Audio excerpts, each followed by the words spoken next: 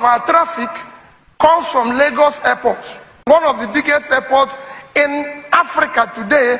All we need is to fix that one to be functional first. It's the only airport I know that if you want to use the toilet, somebody will ask you, do you want tissue? What are you going there to do? To take picture? What does you think you're going there to do? To go and take picture? You go there, you find out the facilities are not working. If you go to the VIP lounge of our airport here, they have 2 toilets. In the where all of us move from, 2. So you will always see queue. People queuing. You thought they are boarding the flight. They are just waiting to just wait. That's what they are queuing. We can make it functional first. Go to Ghana. Go to Togo. Go to everywhere. It just Rwanda. It's just one small building, but it's functional and working. These are things we need to fix. They're basic, and we're borrowing. You go to the States, it's the same thing. People are borrowing to do super highway. Super highway to where? Let's see the small road. Super highway to where?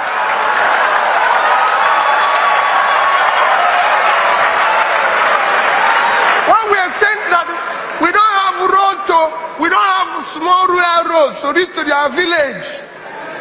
That's what we need.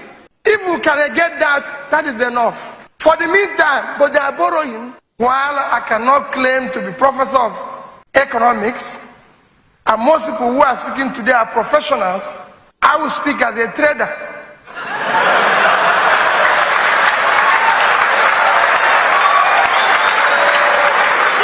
Because all of you know that that is my background. I came from the market. Any other thing you're hearing, whether in the bank or in government or in this, was by chance. My original business is trading from Onitsha market to Balogu market to anything. And that is where I remain.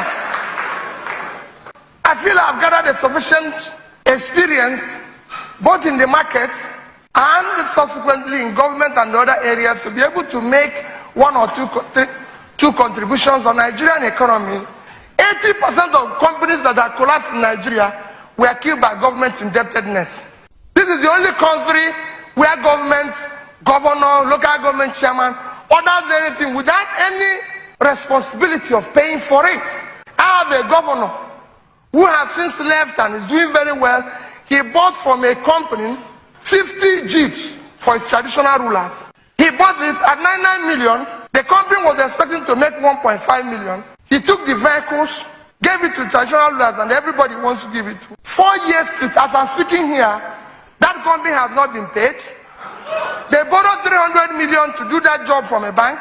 Today they're at 25%. Today they've lost their profit. They've lost their capital injection. They are debt of 732 million as a result of that transaction. They sacked over 200 of their workers, and the governor has received all manner of title from the traditional rulers, and I've been given all sorts of award as a good performer, and is looking for the next post. We did the same thing I told you about Leo Stan. I went to him and said, you're a Nigerian company. We are going to buy this amount of computers from you. I can tell you what he told me. He said he doesn't deal with state government. I said, why? He said, payment is there. I said, Leo Stan, I will give you money before you supply. I don't even want you to give me anything. No bank guarantee. I pay you. If I look for you, I know where to find you. And I paid him, and he delivered. So was innocent. Innocent didn't give me bank guarantee. I can go on and on. Now that you've said we'll do made in Nigeria, I agree. Can we go to the government houses and make sure that all the chair and the beds there are made in Nigeria? Because that's where we will start. Let them come here and buy. I was number one customer of palm while I was in government. Go and ask them in Kaduna. I was not their number one customer. Because I insist you must buy made in Nigeria. So I agree with all those things. But we let us also pay them. I made a policy when I was in government that nobody should be owed more than 60 days while I was there. Go and ask, and I said to the platform here again, if any contract or supplier anybody who say that the day I left office, he was being owed for a matured certificate or payment that is due, come here, I will resign from politics. Never. Because it's people's money. You must support them. You people don't know, Nigeria is a signatory which says that if they don't provide you water, you can sue Nigeria. But that is, don't sue them, please. Because they will not. But so they sign all those things. They sign all those things abroad and come home here. And then throw away the papers in which they signed it. The only thing why Innocent was functional, I said it here in platform, and I'll repeat it again. When Innocent started his factory, he came to me.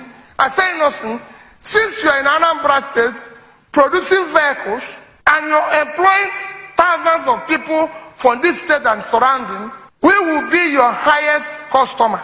Come and tell me whether you can produce a bus. Said yes. Pick up for police. Said yes.